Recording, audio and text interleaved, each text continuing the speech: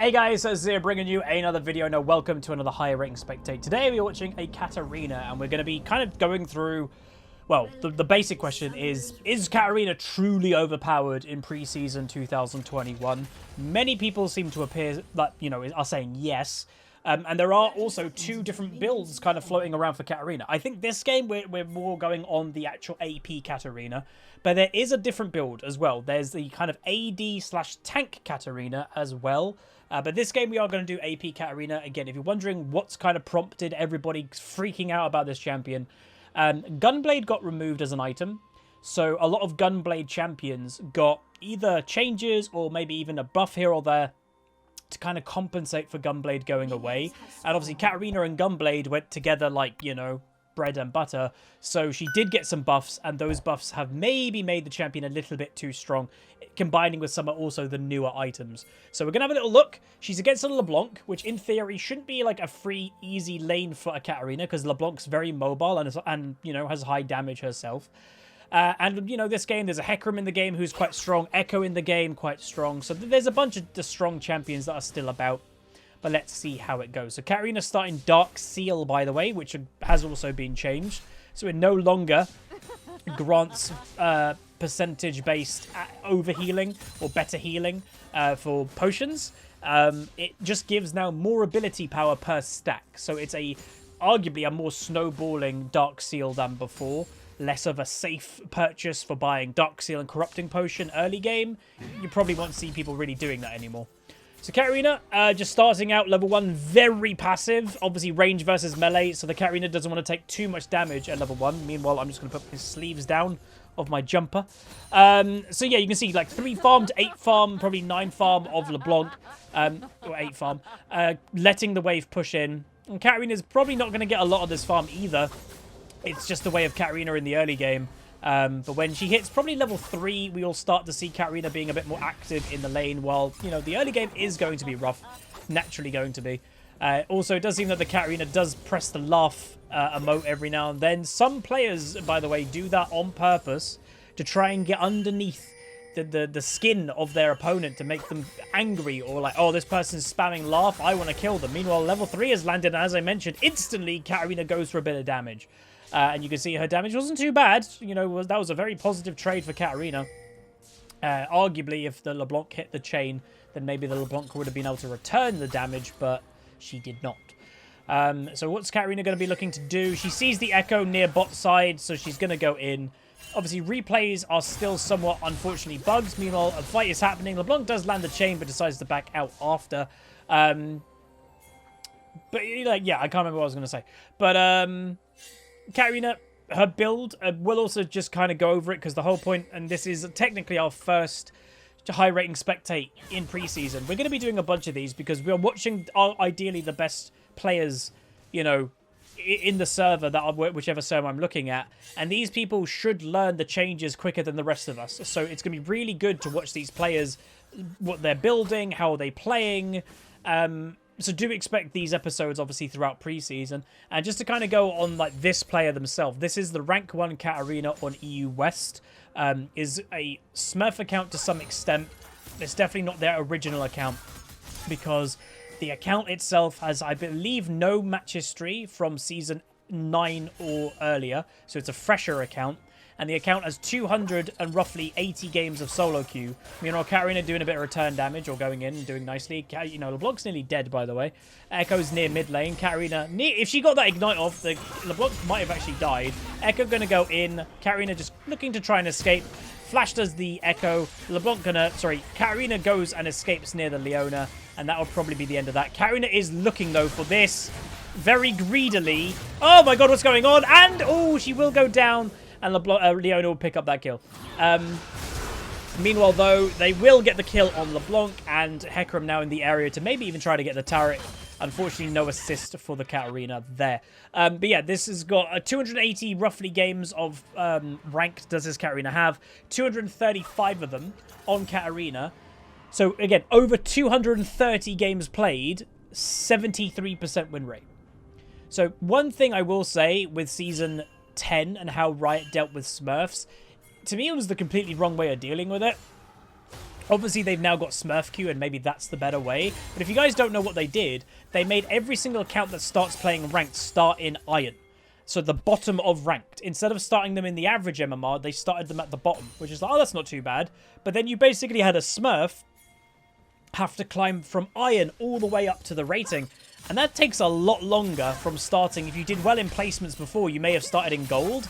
It takes a long time to climb from Iron, so it kept Smurfs in lower rating for more games. And I think that's what most people didn't want to happen. So that's why this person right now is Grandmaster 560 LP. But it's why, like, again, they've got a 73% win rate on their champion. That's insane. But it's with over 200 games played. That's a lot of games. You know, Katarina going to look for the Echo, is going to E on top of him, or just R's actually, and we'll pick up the kill there. Nice roam. And this is, again, a very common thing you'll see with Katarina, is a lot of them don't actually do that well in lane. A lot of them will lose their lane quite badly with farm, and even in 1v1 fights, they will lose to other mages or assassins. But what Katarina and what the type of champion she is all about roaming. So she will, a lot of the time, you know, not do great in mid, but then do a really good bot lane roam and end up with 2 or 3 kills. And you're like, ah, well then. And then she just starts snowballing, and that's kind of what she does. LeBlanc, though, does a good roam herself, and LeBlanc gets a double kill roaming down to bot lane, so that's pretty good for her. Katarina not, which is surprising me here, not looking for any plates, but there is a Wukong who was coming mid, so maybe she wouldn't have got anything anyway. Yeah, item build for Katarina. As we said, we're focusing on the AP Katarina build this game. What I can do is just check if this Katarina has tried the AD build, and it looks like she hasn't. So obviously, preseason's been here for now a couple of days. I'm in this person's match history. They play a lot of games. They're playing actively Katarina, and they have done more or less the same build every game. They have not done the Blade of the Ruined King build once yet. So the item, if you're wondering, by the way, what... Oh, wow, I tell a lie. They've actually started to build it in their last 3 games, this Katarina, of playing today, of me recording this. The last 3 games, they have gone Blade of the Ruined King. So there is that. So maybe they'll incorporate Blade of the Ruined King more into their build now. Meanwhile, LeBlanc doing further good roams. This game so far, not a completely free snowball game at all. It's very close in gold, and LeBlanc is actually starting to do quite well. Very low farm game, though, for what you would say is a Grandmaster game. Both mid laners right now basically having 40 or under farm at 8 minutes into the game. And now it's Katarina's turn to roam. So what's going to happen here? She's diving a Taric. She then goes and gets the help with the kill onto the thingy. She's continuing the dive. She will escape, and Kai'Sa will pick up a double kill. So that somehow worked. Katarina does survive just, and now they're looking for LeBlanc. Hecarim is on his way. Kai'Sa herself doing quite well, 2-1 now. And what can be done? Katarina needs to be careful that she just doesn't get killed by the LeBlanc, obviously. And now the LeBlanc is running out of places to go. Hecarim is on his way. He's popped Ghost. LeBlanc really trying her best to survive here. Pops her flash with then the W. Hecarim continuing his Ghost, though. Can LeBlanc escape? The chain is hit, and yes, the LeBlanc does get away, so a good escape by her. But yeah, she got the item that this Katarina goes pretty much every game is Night Harvester. We will probably see that, but Night Harvester is the one that damaging a champion deals additional magic damage and grants movement speed. So yeah, it just allows you to do more damage, basically. So that's not bad at all. But yeah, right. So Echo's doing the Scuttle Crab. Katarina's staying in mid at a relatively low health. Probably needs to be careful. All in is happening, and LeBlanc will just go down. Big shutdown 1v1 by the Katarina, and that was ballsy. That was really close between both Katarina and LeBlanc. And I'm actually, to be honest, surprised that LeBlanc didn't kill the cat. You know, a couple auto attacks there may have been the difference, but I guess it's just very hard to have that time to react for a Katarina. Item build for Katarina, though, gets that recurve bow, which, reminding everybody some of the changes that have been happening with Katarina. Katarina now scales with attack speed in cases, and some of her abilities now do on hits. So if you're wondering, like, why is now Katarina strong, her passive, which is when she does an ability, it leaves a dagger, or whatever it is, or she spins on the dagger, I think. that now applies on hit effects. So Blade the Ruin King, the Andre's Torment even, burn effects, all now get procced by Katarina's on hit. And I think the W or something else also now applies on hit. 2 things got applied on hit, maybe even the ultimate. You can see the damage is starting to ramp up for Katarina here. And also she gets some benefits from attack speed somewhere now. And again, it's hard to remember exactly where, but yeah. So she pops the W to get that bonus movement speed right away to look for that engage. But LeBlanc, obviously, as we said earlier, quite mobile herself. You know, she should be able to manage to get a wave in most of these duels and stuff like that. But she does need to be careful. Echo coming mid lane. Katarina, oh, that was a mistake.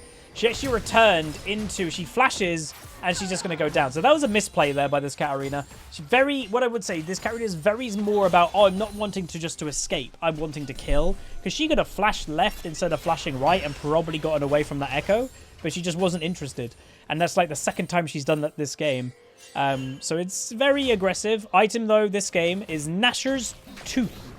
So she's actually rushed a Nashor's Tooth, everybody. So I do not think that's a mythic. Meanwhile, Echo and Hecarim having a bit of fight. Echo right now, by the way, 2 levels above the Hecarim. What the hell happened to Hecarim then? I have no idea.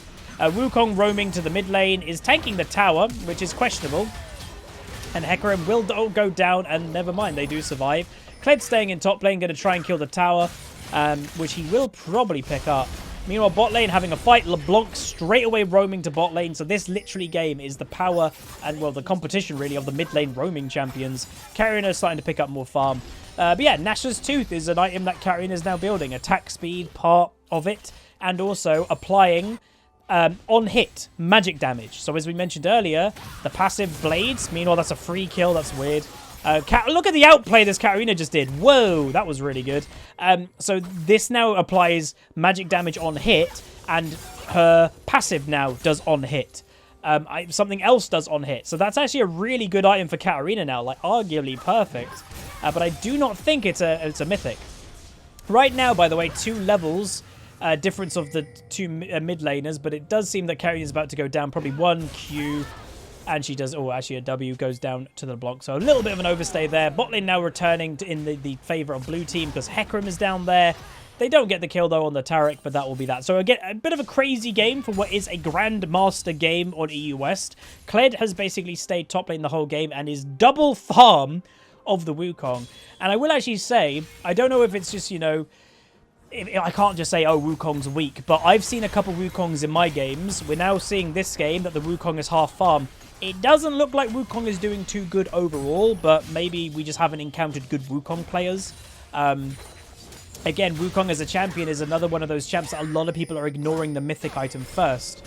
Meanwhile, Echo going bot lane, looking for the Kai'Sa. Leona doing a bit of CC. They should probably focus and try to run, but Hecarim is in the area now. But Echo does have his ult, by the way.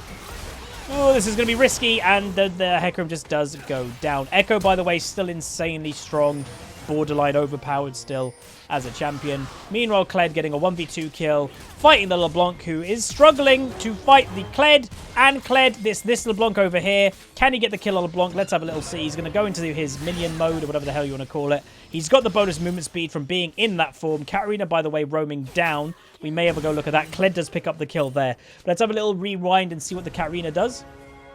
She's looking at the Echo, who's doing the dragon. Echo's used his E. Katarina going to go for it. Doesn't get the kill straight away, but the dragon picks it up, so there we go. So yeah, Kled also being very strong. Gore Drink, a high, obviously, lifesteal item. And yeah, so this game so far, a bit crazy. Fun to watch, though. And I'm kind of waiting to see Katarina really, truly pop off if it does happen this game.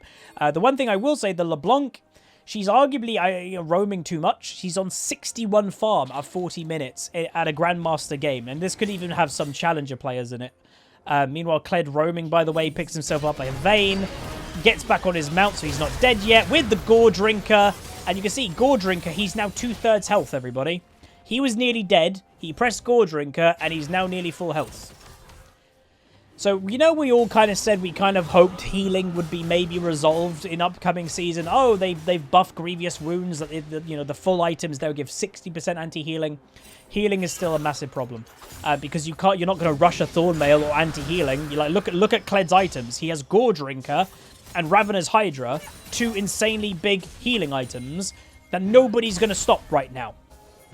So yeah. Meanwhile, potential fight outbreaking, and they go for it. Leona came from here, by the way. Hecarim following it up with movement speed. And Hecarim actually didn't get any assists for that, but Katarina did. Yeah, good teamwork that we're seeing so far. Katarina gold-wise has 1,500 gold, more or less. So I presume she will start building into her mythic item now. Kled's staying bot lane, by the way, and picks himself up another Vayne. So we might have to give Kled a go ourselves in the next couple days. Because, yeah, you know, there's a bunch of champions in my mind. I'm like, oh, that would do well with Gore Drinker. And Gore Drinker does seem to be one of the stronger mythic items. And that's one thing that people said to me, like, oh, Huz, if every mythic item is really strong, then surely that's kind of balanced. That's the problem, is not every mythic item is on level pegging. There are some mythic items that are a lot stronger than others. Gore Drinker definitely being one of them. It's going to happen. It's so hard to balance League of Legends and all the items. You're always going to get items that are stronger or weaker. You're never going to have perfect balance. So I think that is part of the potential issue. Hecarim as a champion himself, by the way, also quite strong. Meanwhile, 1v1 fight. Katarina still has her ultimate, is then going for the 2v1, picks up 1 kill, picks up 2 kill. I like that. It just came from nowhere. She doesn't even have her mythic item yet, and she just straight up 2v1'd. Both of them were at full health.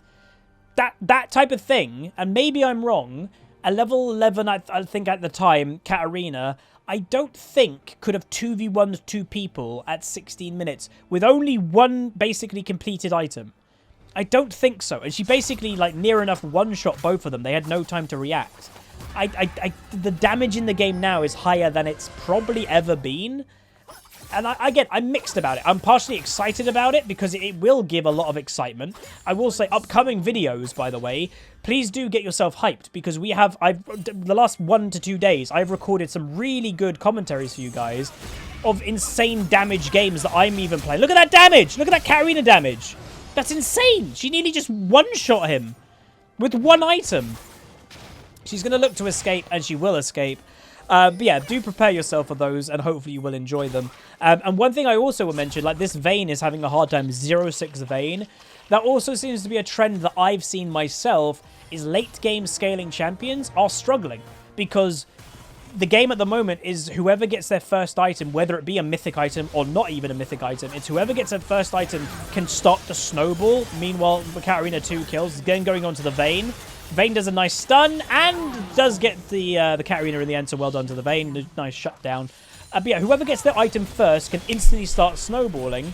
So if you're a late game champion that doesn't really have a good lane phase, you're probably not going to get your mythic item first, right? Or you're not going to complete your item before a lane bully. If you're against a lane bully, they're going to do better early game, therefore they get their item bet before you.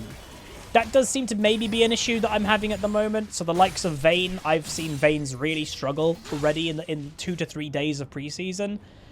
I don't know if you guys have seen that as well. Anyway, Katarina getting her now mythic item, Night Harvester, as we mentioned. So, yeah, so damaging a champion deals an additional magic damage and grants you movement speed. So this is for multi-killing. So Katarina can attack that target, then attack that target. And you, by the way, if Katarina hits all 5 champions at the same time, it does the additional damage to all of them.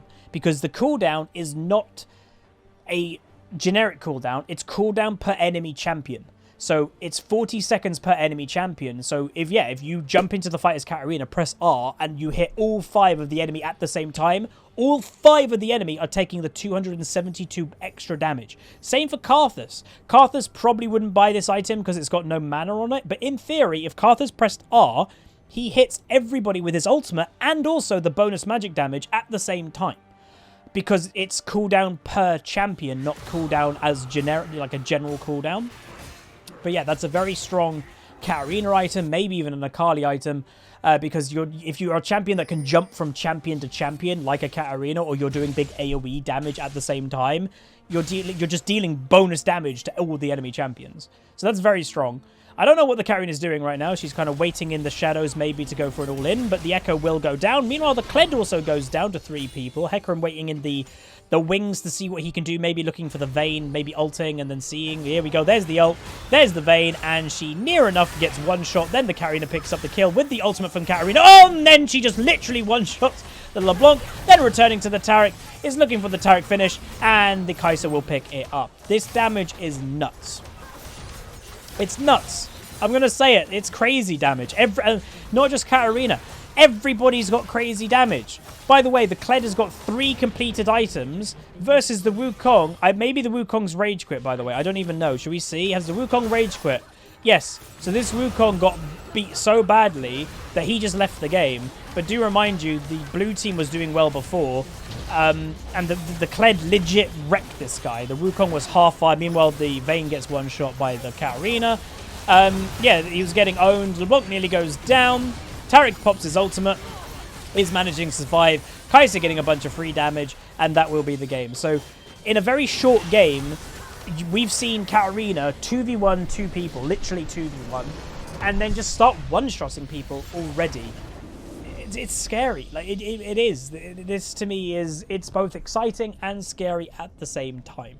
So let me know what you guys think. That was the AP Katarina that's known to be quite strong, but as I said, this player themselves, who is the rank 1 Katarina player on EUS, is now starting. I can see in their build, they are starting now to build Blade the Ruined King. So they may have been told, or they may have noticed going, oh, maybe Blade would be good as well. So that's now maybe being incorporated in their build too. But that's going to be it. If you guys did enjoy, throw a like on it, throw a comment, throw a subscribe. Let me know what you think down below, and I'll see you guys next time. Peace.